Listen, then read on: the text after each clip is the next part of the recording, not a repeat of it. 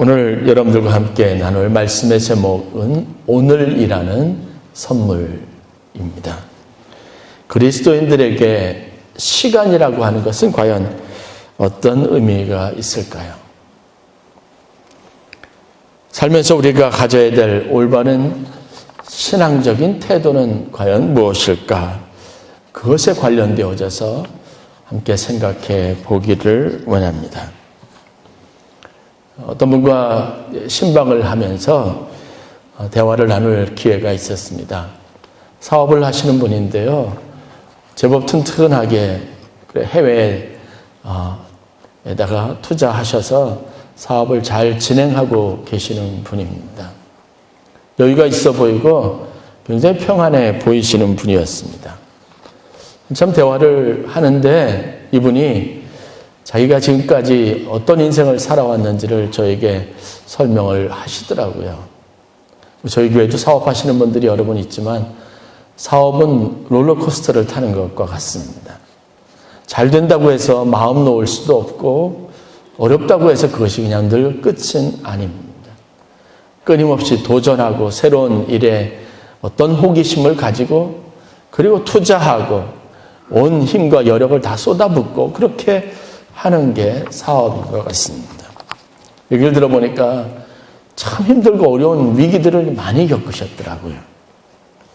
그런데도 지금 눈앞에 있는 현실에서 그분이 말하고 있는, 대화하고 있는 그 당시 현실에서 어려움을 다 이기고 이제는 어느 정도 궤도에 올라서 안정적인 사업을 운영하고 있고 계시니까 참 잘하신 거 아니겠습니까? 그분에게 제가 존경하는 마음을 담았죠. 그런데 그분이 얘기를 마치면서 말미에 저에게 이런 이야기합니다. 목사님, 지금도 돌이켜보면 그때 일을 생각하면 참 끔찍했다 하고 말하더라고요. 그러면서 말씀을 이어가시는데 제 인생에서 그때의 기억을 다 지우고 싶습니다. 그렇게 말씀을 하시더라고요. 이 표현 안에 정말 사업하느라고 얼마나 힘들었는지 다 담겨져 있는 것 같아요. 그래서 뭐 자영업자도 그렇고 사업하시는 분들도 그렇고 심지어는 대기업들도 그동안 공격적으로 하던 모든 일들에 변화를 주지 않으면 안 되고요. 저희도 카페를 운영하고 있지만 한 달 카페를 운영하는데 일정한 수입이 문을 닫아버리면 그 없어서 월세를 내지 못하는 분들도 있고 이런 아주 극한 상황들 가운데 있습니다. 지방감리사님과 의논을 하는데 이번 코로나19 기간 때문에 한 2달 가까이 예배를 중단한 지방 내 어려운 교회도 참 힘든 시간들을 보내서 월세 내는 게 심각하게 좀 어려워지는 그런 상황 가운데 있어서 연회에서도 그렇고 지방에서도 그렇고 그런 교회들을 돕자고 지금 여러 가지 대안들을 세워서 그러니까 그렇게 지금 대책을 세우고 있는 것 같습니다. 시간이 늘 언제나 긴장감 속에 있는 것 같습니다. 그런데 그분이 기억에서 지우고 싶다는 그런 이야기들을 가만히 듣고 보니까 제 마음에 그런 생각이 드는 거예요. 그거는 그 시간이 없었다 그러면 그분이 오늘도 없었다는 생각이 드는 거예요. 제가 그 집사님에게 이렇게 말했습니다. 지우고 싶을지는 몰라도 너무 힘들어서 다시 그 시간으로 돌아가거나 그런 일이 없기를 바라는 마음은 있지만 제가 보니까 집사님이 오늘이 있는데 그때가 굉장히 중요한 시간이었다는 걸 알 수 있을 것 같습니다 하는 그랬어요. 결국은 하던 모든 사업 방향 모든 걸 다 접었거든요. 그냥 다 망한 겁니다. 그리고 기도하던 중에 새롭게 시작한 일이 잘 된 거니까. 그런 시간이 없었으면 만약에 그렇게 다 망하고 그냥 더 이상 할 수 없는 상황 가운데 이르지 않았으면 계속 그 문제 가지고 붙잡고 씨름하면서 힘들고 어려운 시간들을 보냈을 것 같아요. 과연 인생에 여러분 지우고 싶을 만큼 힘들었다 그래서 그 시간이 다 의미 없는 시간일까? 라고 질문을 던져볼 필요는 있습니다. 오늘이라고 하는 날도 여러분 아무 특별한 일도 없이 평범한 하루라 할지라도 이 하루가 내일을 넘어가는데 굉장히 중요한 날입니다. 내일 아주 중요한 계약을 앞두고 있는데 여러분 오늘을 제대로 살지 못하고 모든 것이 엎어질 수도 있고요. 오늘 내가 생명을 잃을 수도 있습니다. 그러면 아무리 좋은 대박나는 계약이라고 할지라도 내일이라고 하는 것은 그 모든 것들은 아무 의미가 없는 겁니다. 대학을 입학하는 것도 마찬가지죠. 오늘이라고 하는 것은 별반 아무것도 아닌 날 같지만 내일 중요한 일들을 위해서 반드시 넘어갈 의미 있고 중요한 날입니다. 매 순간 하루하루를 여러분 최선을 다해서 하루 살기에 집중하면서 여러분의 그 날을 복되게 하는 성도들이 될 수 있기를 주의 이름으로 간절히 축원합니다. 평범한 것도 여러분 우리 인생에 정말 중요한 시간입니다. 알프레드 히치콕이라고 하는 유명한 영화 감독이 영화라고 하는 것을 정의할 때 이렇게 정의했습니다. 한 사람의 인생에서 지루한 요소들을 다 뺀 것, 그렇게 만든 작품이 영화라는 거예요. 우리는 일상적으로 이런 영화 같은 인생을 살기를 원하는 거예요. 내 인생에 그냥 지루하고 평범하고 별로 변화도 없었고 어떤 사건도 없었고 일도 없었던 그 시간들은 다 제하여 버리고 내 인생에 별로 의미가 없다 이렇게 생각하는 경향이 있습니다. 뭔가 다이나믹하고 뭔가 좀 큰 일이 일어나는 일들이 내 인생에만 그냥 매일 반복됐으면 좋겠다는 그런 소망을 품고 살아가는 듯합니다. 성경에 예수님의 일대기를 우리가 볼 수 있습니다. 예수님의 인생을 한번 보십시오. 33년의 인생을 살았고 성경은 그 33년의 인생을 복음서 안에 그대로 담아내고 있습니다. 그런데 예수님의 33년 인생에서 성경에 다루어지고 쓰여지고 기록되어 있는 내용들을 보면 그 시간이나 분량으로 따지면 1년도 채 안 되는 내용들이 기록이 되어져 있어요.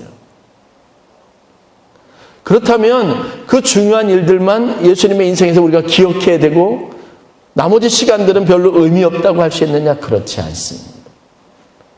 예수님이 마지막 인생 클라이막스, 그 정점에서 십자가에 달려 죽으시고 부활하신 사건이 있었습니다. 그게 신앙적으로 굉장히 중요한 의미를 가지고 있고 예수님 33년 인생의 그 시점이 가져다 주는 의미는 결코 소홀히 할 수 없습니다.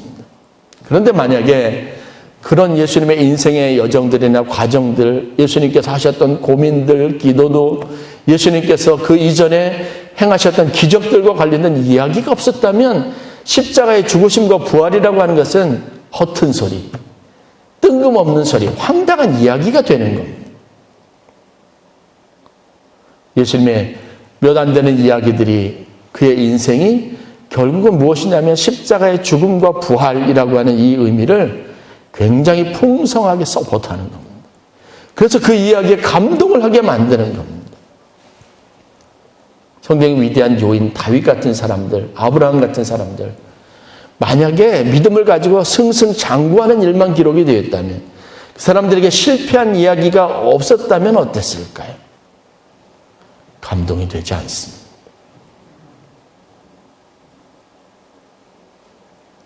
박일인 장로님이 건강하게 다시 뵈서 너무 좋은데 장로님은 6.25라고 하는 어려운 시기 장교로서 그 시간을 보내고 북한이 고향이신데 내려오셔서 지냈던 힘든 시간들. 뭐 장로님 고생한 분 같지 않잖아요. 전쟁이라고 하는 것이 제가 장로님 인생에서 들어보면 장로님 인생에 아주 중요한 기회를 만들어줬어요. 포병 장교로 계시면서 새로운 무기가 북한하고 싸워야 되니까 무기가 들어와서 그 무기를 운용을 해야 되는데 운용할 사람이 없으니까 그것을 위해서 미국에 가서 교육을 받고 오신 분이에요. 그렇게 해서 외교관 생활을 시작하시고 그렇게 해서 지금 인생 은퇴하신 겁니다.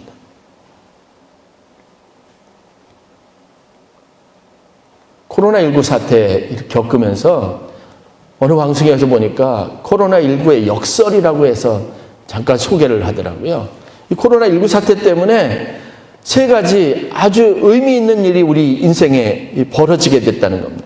첫 번째, 이게 굉장히 긍정적인 건데요. 코로나19는 다 모든 사람을 망하게 힘들게만 하는 게 아니었다라고 하는 그 증거들을 제시하고 있습니다. 첫째는 자연이 굉장히 빠른 속도로 회복이 되고 치유되고 있다는 증거들을 보여줍니다. 그 탁했던 물들이 깨끗해졌고요. 맑아졌고요. 사회적 거리두기로 모든 사람들이 이동이 중단된 이 상황에 그 공장이 돌아가면서 매연으로 가득했던 대기질이 굉장히 많이 개선이 되고 깨끗해졌어요. 또 한 가지는요. 각 나라에서 있었던 그 범죄율이요. 95% 이상 줄어들었대요.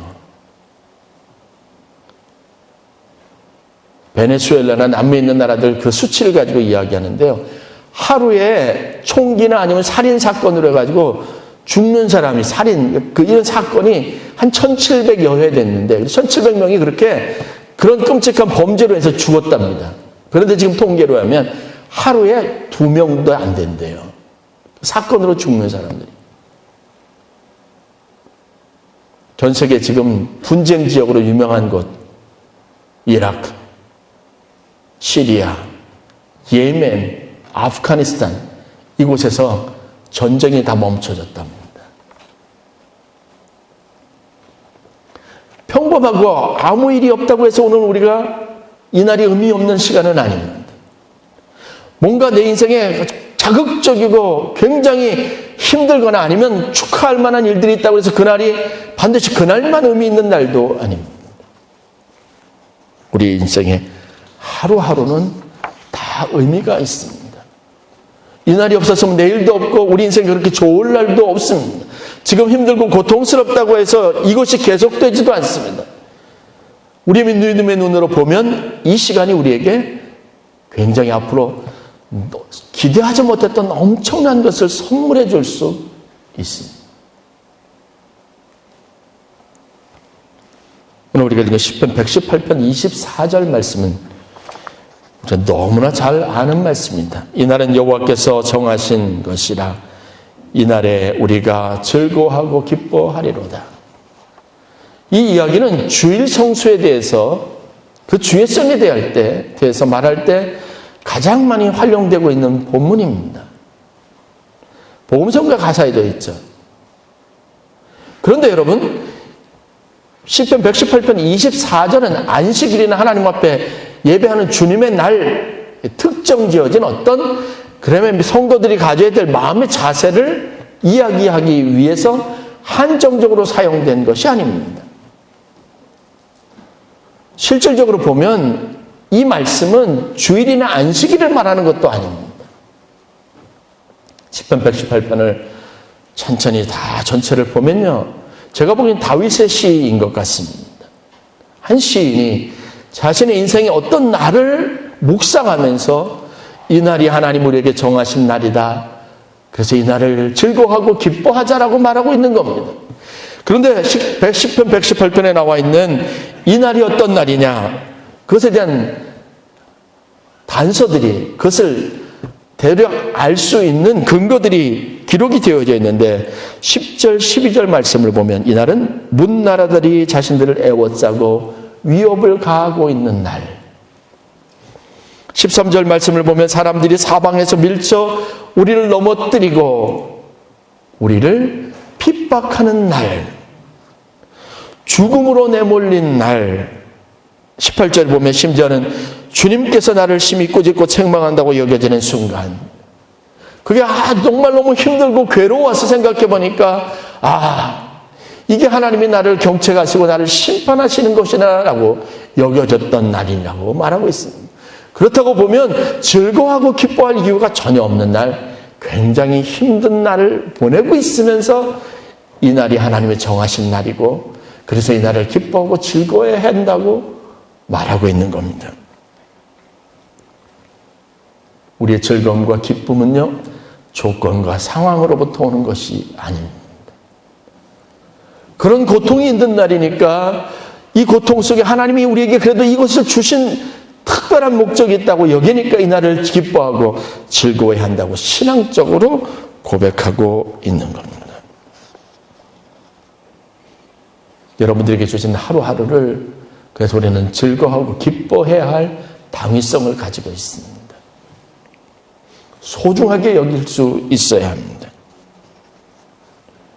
욥을 생각해 보면 욥의 신앙은 그가 부유하고 굉장히 많은 것을 소유하고 그가 사람들의 존경과 그리고 가족들의 평안을 담보로 하고 있었을 때 드러나지 않았습니다. 욥 개인적으로는 다시 되돌리고 싶지 않았던 그런 끔찍한 모든 것이 다 파괴되고 멸망하고 소멸되고 없어졌던 그 시간들 안에서 생겨진 신앙이라는 것을 우리가 알 수 있습니다. 아브라함의 믿음, 그 믿음은요, 무려 100년이라고 하는 시간을 기다리고 훈련받고 연단하고 참아내고 인내해서 얻어졌던 축복입니다. 자기 고향을 떠나는 결단, 혼란스러움, 아버지의 죽음, 그리고 낯선 곳으로 무작정 떠나야 했던 그 힘들고 어려웠던 여정, 자기의 실수로 애굽에서 비굴하게 아내를 지키지 못하고 왕에게 그 왕의 침실로 보내면서 자기가 겪어야 했던 수모, 그것을 구체적으로 꾸짖고 책망하셨던 하나님의 음성, 당황스러웠던 일들을 경험했던 순간들, 약속의 날들을 기다리지 못해서 그렇게 섣불리 결단해서 하녀로부터 아이를 갖고 그것 때문에 자기 부인과 그 하녀 사이에 마찰이 일어나는 아픈 경험들, 이 모든 것들을 그것들이 다 합해지고 모아져서 그렇게 해서 얻어진 축복이 바로 아브라함의 신앙이라는 겁니다. 오늘은 디딤돌이 되는 날입니다. 그래서 그것만으로도 충분히 가치가 있습니다. 사도 바울은 그의 부유했던 시절, 안정적이었던 시절, 엘리트로서 그가 누리고 있었던 모든 특권들과 모든 축복의 요소들을 가지고 있었던 시간, 그것을 기억하기보다 오히려 그가 고통 가운데 있었던 날들을 더 많이 기억하고 감사를 배우기 시작했습니다. 그에게는 어떻게 보면 별로 감사하지 않았던 그냥 일상이었으니까요. 범사에 감사하라고 가르쳤던 이유를 우리가 다시 한번 마음에 새겨야 합니다. 고통스러운 날들과 행복했던 날이 비교 안에서 그래서 그 모든 것들을 면하고 그것들을 피해 있던 순간들, 그날이 감사한, 평범한 날이 감사한 날이 될 수 있었던 겁니다. 사람은 이렇게 삶의 의미를 배워가는 겁니다. 제가 처음 신학 공부를 마치고 대학원을 마친 다음에 해외 선교사로, 루마니아 선교사로 파송을 받게 됐습니다. 지금도 그때 파송받을 때 드렸던 예배를 잊지 못합니다. 찬송가가 다 기억이 나요. 505장 온 세상 위하여, 그때만큼 이 찬송을 감격적으로 불렀던 적도 없습니다. 신학대학원을 다니면서 2년 동안 선교사 훈련을 과정을 다 마쳤습니다. 해외 직접 선교제 정탐도 하고, 그 다음에 일주일 동안 선교사 합숙 훈련도 받고, 그 다음에 그것과 관련된 선교 이론들도 공부하고 시험도 보고, 그 과정을 해서 선교사로 정식으로 인준이 됐습니다. 그리고 이제 루마니아 선교사로 가게 된 건데요. 목사 안수를 받고 난 다음에 루마니아 선교사로 파송을 받으려고 하는데, 원로 목사님이 우연한 어떤 계기가 됐어요. 제가 가락동에서 선교지 가기 전에 6개월이 좀 넘는 기간 동안 집중적으로 한 곳의 숙소에서 7개 가정이 거기서 머무르면서 거기서 선교 마지막 훈련을 받은 거예요. 그때 정말 힘들었습니다. 무엇을 선교사가 희생해야 하고 우리가 감당해야 되고 견뎌내야 되는 게 뭔지 그때 배울 수 있었습니다. 인간 사이의 미묘한 감정들, 사람 사이의 공동체를 이루며 산다는 게 그런 사람들에게 사랑하고 그 사람들에게도 그래도 베풀 수 있는 게 얼마나 어려운 건지도 배웠습니다. 그럼 이만하면 뭐 저처럼 잘 훈련받고 잘 준비된 선교사도 없었을 겁니다. 그런데 막상 선교지에 갔는데 그 감격, 환상, 그 열정, 영혼을 향한 사랑이 다 소멸돼 버렸습니다. 없어져 버렸습니다. 현실은 완전히 달랐으니까요. 왜요? 처음에 도착해서 6개월이 넘는 기간 동안 저는 선교와 관련된 일은 요만큼도 하지 않았습니다.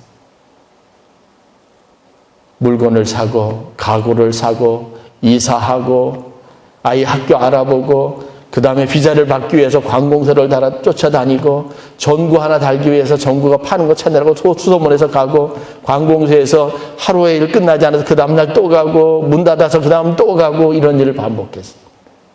선교사로서 가슴 벅차게 막 뜨거웠던 가슴을 가지고 비행기에서 내려가지고 6개월 동안, 죄송하지만 그때 여러분들이 보내준 선교비에 합당하는 일들은 하나도 하지 못하고 그냥 평범한 삶을 그냥 아버지로서, 남편으로서 거기에 적응하고 거기서 살 수 있는 기반을 마련하고 그냥 아무것도 하지 못하고 시간을 보냈습니다. 갈등도 많았습니다. 야, 이게 선교인가? 혼란스럽기도 했습니다. 여러분들이 제가 그렇게 살았다 그러면 선교비 중단했을 거예요. 아깝다 그랬을 거예요. 그런데 여러분, 그런 시간이 아무 의미 없는 시간인가요? 무의미한 시간인가요? 그런 하루하루가 다시는 기억하고 싶지 않을 의미 없는 시간일까요? 버젓이 그냥 직장 생활하고 내게 주어진 일들을 하는 시간만 중요하고 그렇지 않은 나머지 시간들, 그냥 아주 평범한 시간들만 가치 있는 걸까요? 그건 가치 없는 걸까요? 아닙니다. 마더 테레사의 24시간과 가정주부의 24시간은 그 질에서 차이가 있을까요? 가난하고 불쌍한 환자들을 돌보는 노력과 그것을 숭고하고 가정과 아이들을 돌보는 주부가 보냈던 시간들은 의미 없고 별로 중요하지 않은 시간인가요? 아닙니다. 그것을 결정하는 것은 여러분 분명하게 우리의 자세입니다. 우리의 마음입니다. 우리의 생각입니다.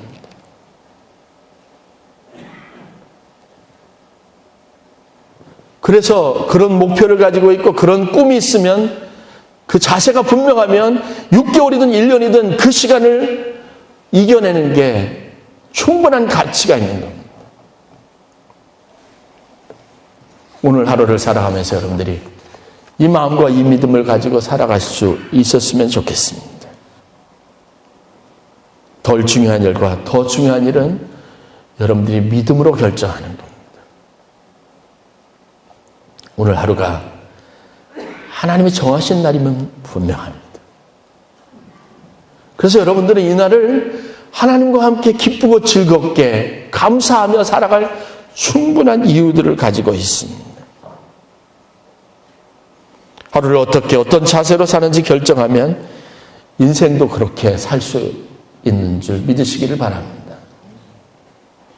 이게 신앙인의 올바른 시간 관리고 인생 살기의 비결입니다. 여러분에게 권면합니다. 그래서 구별된 삶을 사실 수 있어야 합니다. 시간을 구별하세요. 그냥 시간이 아니라 우리의 시간은 그냥 시간이 아니라 카이로스. 하나님의 섭리와 약속과 하나님의 정하신 계획 안에 있는 시간입니다. 이날은 하나님께서 우리에게 정해주신 날이요. 그래서 이날 우리는 기뻐하고 즐거워해야 한다는 분명한 선언을 가지고 하루하루를 살아가는 성도들 되시기를 바랍니다. 그러기 위해서 두 가지를 꼭 기억해야 합니다. 첫째는 내가 그리스도인이라는 정체성을 가지고 이 날이 하나님 주신 날이라고 선언하시면서 하루하루를 살아가시기를 바랍니다. 두 번째는 그래서 믿음과 성령의 인도하심을 따라 이 하루를 하나님의 영광을 드러내는 삶으로 사는 겁니다. 하나님께 드리고 하나님의 영광을 드러낼 날로 살아가는 겁니다. 여러분들이 똑같은 자리에서 어제와 반복되는 일을 하더라도 여러분들이 신앙적인 자세로 그렇게 선언하고 했던 날은, 구별했던 날은 여러분들에게 분명히 다른 날입니다.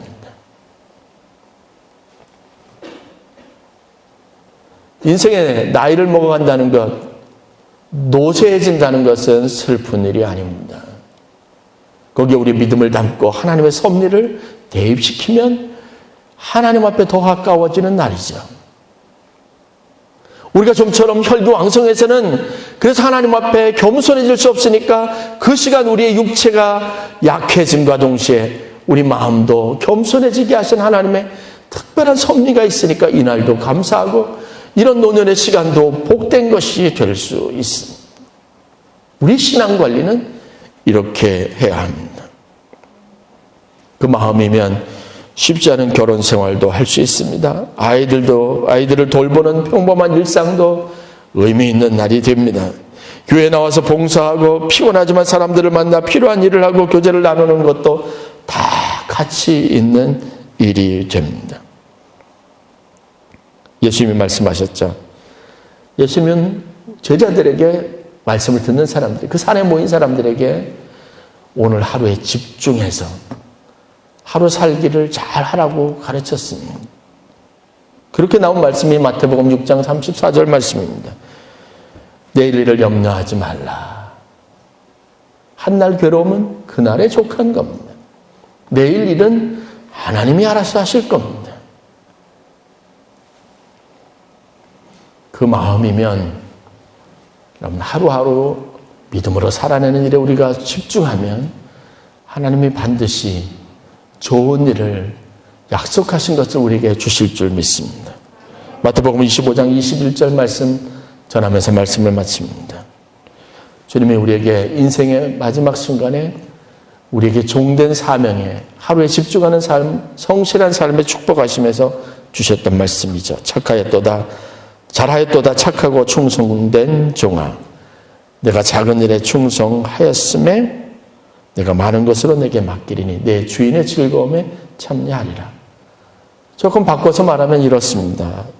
내가 잘하였다, 착하고 충성된 종아, 내가 작은 일도 소중히 여기고 그 작은 하루하루를 충성스럽게 잘 살았으니까 나중에 내 주인이 내게 베푸는 즐거움에 내가 참여할 수 있게 될 것이라는 말씀입니다. 하루를 선물처럼 여기시고 나를 잘 사세요. 제가 좋아하는 후배가 루마니아에 있었을 때 불가리아에서 사역하면서 저희 집 가정에 오더라고요. 오면 그 선교사가 아침에 일어나서 꼭 하는 일이 있었어요. 제가 참 감동이 됐는데요. 저도 그래서 매일 하루 새벽 예배도 하지만 사무실에 출근하면 처음에 먼저 하루를 위해서 반드시 기도하고 시작합니다. 그 선교사가요, 아침에 일어나서 혼자 거실에 나가서 성경을 한 장을 읽어요. 그리고 지금도 잊히지 무릎을 꿇고 그러지 않아도 되는데 손을 모으고 간절하게 그 하루를 위해서 기도하더라고요. 그게 몸에 뱄습니다. 우리의 하루도 그렇게 될 수 있기를 바랍니다. 그렇게 여러분들이 하루에 의미를 부여하시고 그날을 기뻐하고 즐거워하실 수 있기를 간절히 축원합니다. 기도하겠습니다.